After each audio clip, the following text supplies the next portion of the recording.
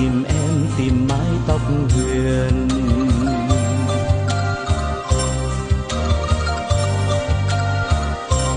Ở nơi đây hướng rừng thơm hơn, gặp nhành lan bên vách đá.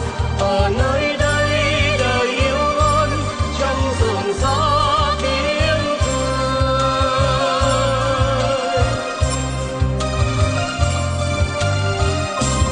Em là suối là đá là mây, Anh là nắng là gió đầy vơi, vượt gian lao vượt vất vả nên dang gầy mùa xa mù.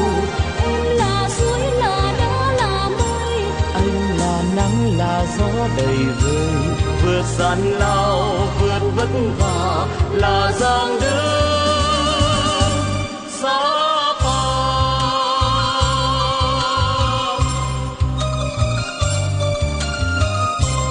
ở nơi đây suối rừng trong hơn, anh gặp em trong sâu thẳm đôi mắt. Ở nơi đây lá rừng xanh hơn, anh tìm em tìm mái tóc huyền.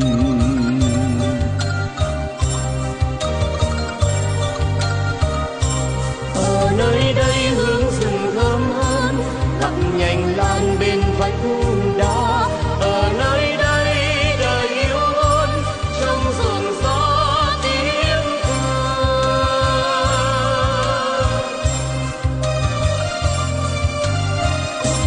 Em là suối là đá là mây, Anh là nắng là gió đầy vơi, vượt gian lao vượt vất vả nên dang gầy của xa mù.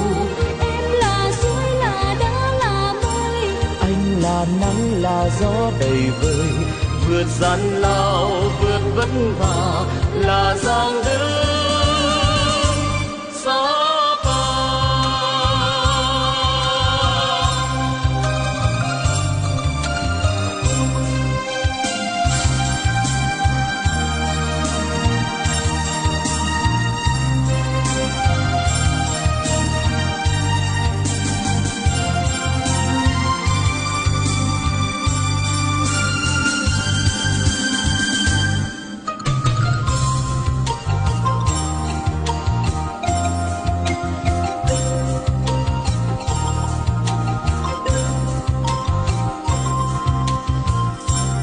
ở nơi đây suối rừng trong hơn, anh gặp em trong sâu thẳm đôi mắt.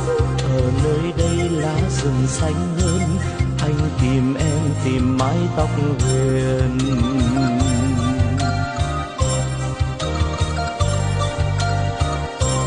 Ở nơi đây hướng rừng thơm hơn, gặp nhành lan bên vách đá. Ở nơi đây đời yêu hơn, trong rộn gió tiếng cười.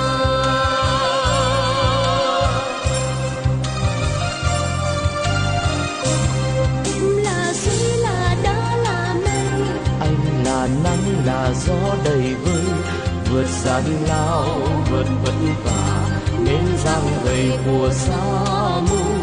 em là suối là đá là mây, Anh là nắng là gió đầy vơi, vượt gian lao vượt vất vả là dang đường